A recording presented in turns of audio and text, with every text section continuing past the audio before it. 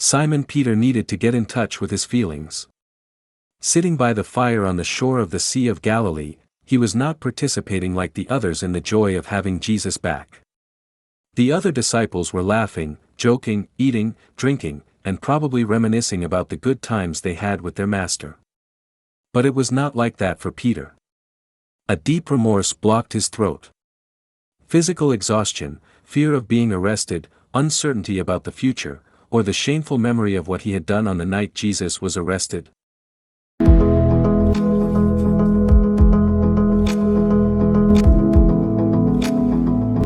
Peter, do you love me?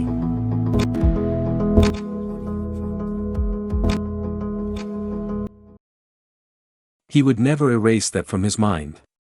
That sea, the boats, the nets, none of it would let him forget. It was there that the best catch of his life took place, it was there that he received the glorious call to be a fisher of men, it was there that he left everything behind to embrace the truth of the kingdom. All that bitterness had at least one element in his favor: he knew that Jesus had risen, even as he went through his personal drama. But the problem had only grown up to that point. He no longer felt worthy to be a disciple of Jesus. That was why he returned to Galilee. He returned to try to forget the 3 most significant years of his life. This distance became even more profound when Jesus broke the silence and asked, "Do you still love me more than these others?"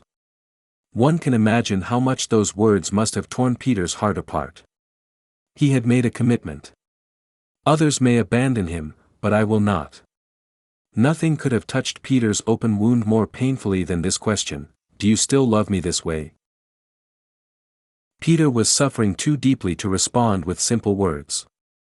He knew better than anyone what it meant to be unworthy of being loved by Jesus. But if he could no longer be loved, perhaps he could at least be accepted as a friend? Once again, silence filled the air. But Jesus pressed on, "Do you truly love me?" That made everything worse. Loving more than someone who loves little is easy, but to truly love is far more difficult. What was Jesus trying to do with him? This brought out an even stronger emotion, and Peter, still fearful, replied, "You know that I am your friend." This passage is one of the most traumatic and, at the same time, one of the most tender in the entire Bible. It is the drama of Simon Peter's restoration. Instead of telling Peter to rethink his life, to analyze where he had failed, and drown in regret, Jesus gives him a new task: feed my sheep. Jesus had magnificent plans for that man. He never wavered in his strategy of building his church upon the character of Simon Peter.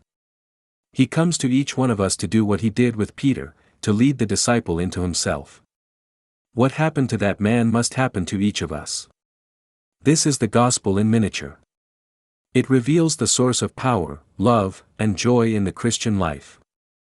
It shows how much the risen Jesus desires to free us from the guilt and frustrations we accumulate throughout our lives. The central message of the text is this: God's love never fails, no matter how much we fail. Peter had built his relationship with Christ on his own ability, on his own competence. That is precisely why he suffered the impact of this dialogue more deeply than even his denial in Gethsemane. Our problem is that we project onto God our own standard of acceptance. Our entire understanding of God is based on negotiated love, self-interest, and exchange. In this mindset, God will love us only if we are correct, diligent, and acceptable.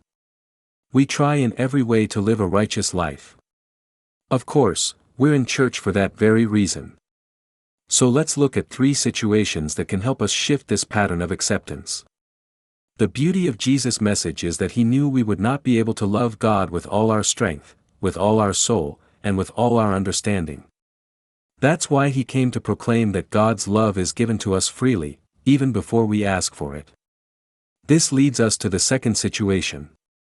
Jesus wants to bring us to the knowledge of who we truly are, despite being human, despite being weak, despite being flawed. This means we must allow him to reach into the depths of our personality. He comes to each one of us to do what he did with Peter, to lead the disciple into himself.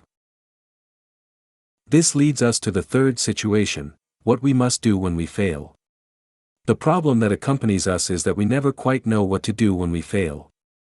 We know where Peter failed, when he denied Jesus 3 times. We know what Peter did, he fled to Galilee to forget. We know how to judge him for what he did, he truly was an unworthy disciple. But we do not always have the courage to admit that we ourselves do not know what to do when we feel as he did. That is why we need to learn from Peter what it means to love Jesus. To love Jesus is to allow him to give us a new and viable sense of self-worth. Is this the image we have of ourselves? Is this our viable self-esteem? To love others is to allow them to love us. This means allowing them to know both our difficulties and our abilities. Vulnerability is the most dynamic means of communication. The most powerful weapon a disciple of Jesus possesses is not the strength or invulnerability of great victors, but the weakness and humility of those who have already failed. This is how he must allow himself to be known, especially the one who has been called to be a shepherd of the flock. The best thing a disciple of Jesus has to offer the world is honesty before God and honesty toward others, combined with the courage to show an open heart. Feeling ashamed of oneself is not always the end of everything. If, at that moment, we accept Jesus' guidance and say yes to his challenges, we will always have the opportunity for a new and glorious beginning. It is only from that point that we can respond to the great commandment, "Feed my sheep."